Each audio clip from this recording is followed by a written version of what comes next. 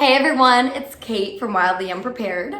I am here to do one of my videos where I just talk to you about things that I'm thinking about and go on rants, and you know how it goes. But I posted on my Instagram this week about being single, and I wanted to talk a little bit more about it because you can only get so much information through an Instagram caption. So like you guys read, if you haven't read, go click on the post, read it.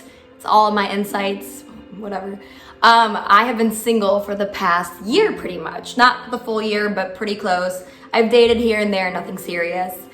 But this is the first time since I was like 15 that I've ever been single for that long of time, which is crazy. I know it doesn't sound good, but the reasoning behind it is because when I was 15 till when I was 20, I was in a really serious relationship. And not only was it my first relationship, my first love, but it was also an abusive one. So in every way possible, the guy was abusive to me, physically, emotionally, verbally. So it really changed my psyche, changed the way I view the world, changed the way I view myself. And as a result, I started to believe that the only way I can be worth anything is if I am in a relationship, is if I am the object of somebody else's love and affection and time.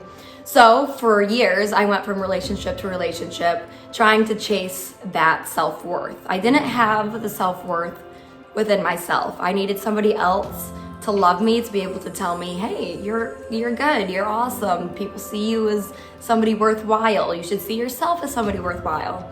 I put all of my value in how other people, specifically my boyfriends, viewed me.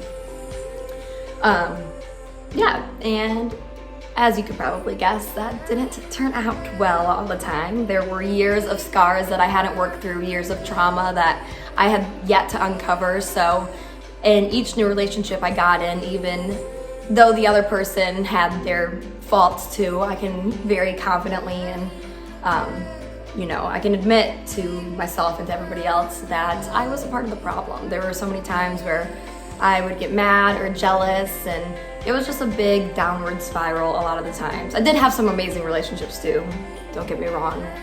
Some awesome guys out there, but a lot of them were also pretty rough and ended pretty poorly because, again, I didn't love myself, so I was ending up in relationships where I would accept a lower form of love than what I know I actually deserve. When they say you accept the love you think you deserve, it's actually super true because I was trained to be in a relationship with a guy who treated me really poorly, and I didn't even know there was better out there. So I kept going for the same sort of guys, kept attracting the same sort of guys, and it didn't go well.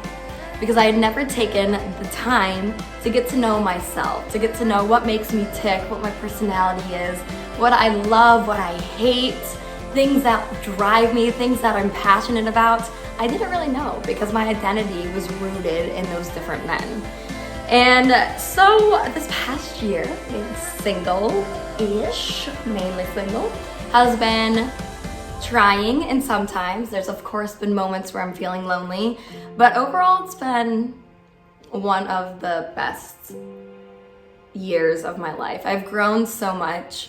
I have finally discovered what makes me happy, what makes me sad, what I need in a relationship, my boundaries. I've discovered all these new things about myself, and I love myself. That sounds conceited, but it's not. It just means that I know my value and I wouldn't accept anything less than what I deserve now.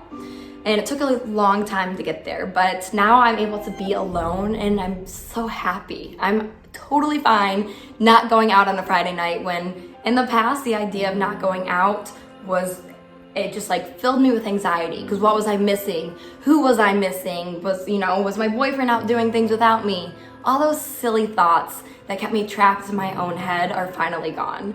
So I'm able to travel on my own and not think about guys at all. I'm able to be in my apartment alone like I am right now and not feel lonely, and I'm happy and I'm at peace with who I am and being alone with myself. And one of the biggest things in making that possible for me was my relationship with Jesus. So I've always had that relationship. I was born in a Christian church, blah, blah, blah, you know the deal.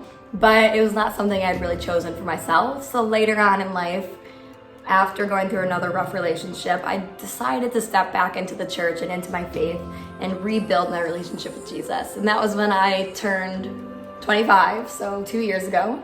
And it's been the most challenging, the most beautiful journey ever. And challenging because I was forced to face a lot of my character issues and really overcome those and do the hard work to become a person who does deserve a really great love.